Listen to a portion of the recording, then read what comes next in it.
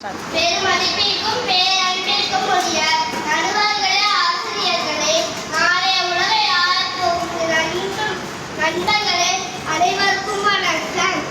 இளையோர் திறன் என்ற தலைப்பில் பேச வந்துள்ளேன். இளையோர் என்பவர் ஒரு நாட்டின் உயிர் சக்தி. இன்றைய இளைஞர்கள் நாளைய தலைவர்கள். ஒரு நாட்டின் முன்னேற்றமும் வளர்ச்சியும் அந்நாட்டின் உள்ள இளைஞர்களின் திறன் மற்றும் உழைப்பை வைத்து நிர்ணயிக்கப்படுகிறது.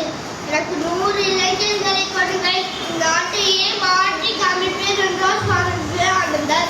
அவர் குழந்தையோ வயதானவர்களையோ கேட்கவில்லை. அவர் ஏன் இளைஞர்களை கேட்டார்கள்?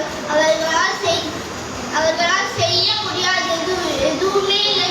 இதனால்தான் சுவாமி விவேகானந்தர் இளைஞர்களை கேட்டார். எழுந்தொரு தம்பி, ஜெயித்தொரு தம்பி, விண்ணை தொடுவது விதியின் கணக்கல்ல. திறன் என்பது ஒருவரிடம் உள்ள தனித்துவமான ஆற்றல். அது கல்வித்திறனாக இருக்கலாம், கலைத்திறனாக இருக்கலாம், விளையாட்டு திறனாக இருக்கலாம், ஏன் அறிவியல் ஆராய்ச்சி திறனாக கூட இருக்கலாம். இன்று நாம் ஒரே ஒரு மிகப்பெரிய தவறு செய்து கொண்டிருக்கிறோம்.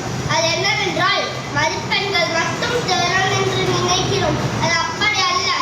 மதிப்பெண்கள் என்பது நீங்கள் தேர்வறையில் எழுதிய பதிலின் மதிப்பு. ஆனால் திறன் என்பது வாழ்க்கை கேட்கும் கேள்விகளுக்கான உங்களின் பதில். ஒரே ஆசிரியர் தான், ஒரே புத்தகம் தான், ஒரே தேர்வு தான். ஆனால் எல்லாருடைய வாழ்க்கையும் ஒரே மாதிரி இல்லை. ஏனென்றால் கல்வி அனைவருக்கும் சமமாக கிடைக்கும். ஆனால் ஒவ்வொருவரிடமும் ஒரு திறன் இருக்கும். எனவே இளைஞர்களே, உங்கள் திறனை வளர்த்துக் கொள்ளுங்கள்.